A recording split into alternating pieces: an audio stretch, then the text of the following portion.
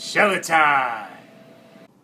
When you're using self-powered speakers, do you adjust your EQ from the back of your speakers?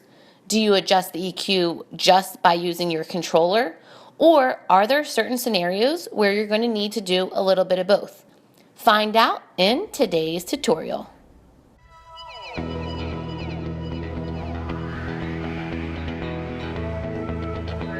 What's the best way to set your EQ on the back of the speakers with your system?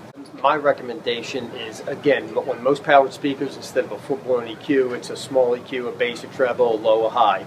My recommendation is to keep that straight up in the center, not minus, not plus, because that was the way that the original artist wanted it. All that EQing, all that recording, it was all done in the recording process when the artist made that track. So straight up flat is how the artist wanted it. If you need to make adjustments, you can do it on your controller. From your controller. From your controller. Your place that the sound is bouncing all around, where you need to dial out some of the bass or some of the mids or some of the highs because they're ear piercing because of the setting of the room, the acoustics of the room. Then you can make those adjustments. Maybe make tiny tweaks all from the controller. All from the controller. So basically what Pat is recommending is to always keep all of your EQs at 12 o'clock. If you're in a scenario where you need to make adjustments, you'll want to make these adjustments just by using your controller while keeping your speakers' EQs set at 12 o'clock.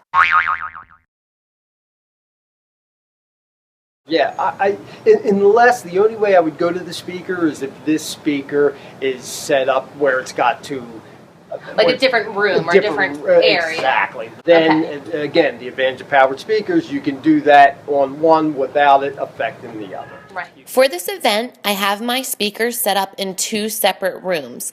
This is the first entrance room where guests will be arriving, and then I'll show you the larger room where my main setup is located.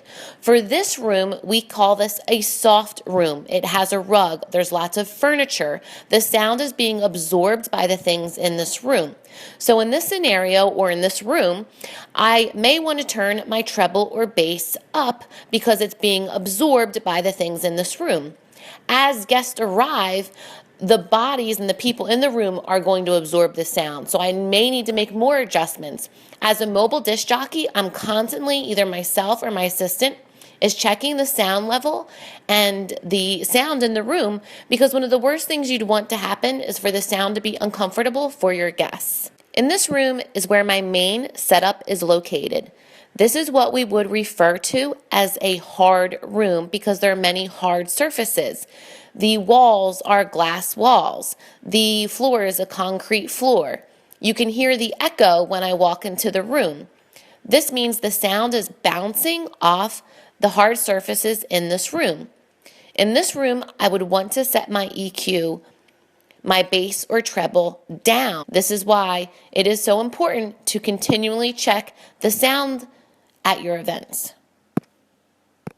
We hope you enjoyed our tutorial today. This is DJ Shelley signing out. Bye.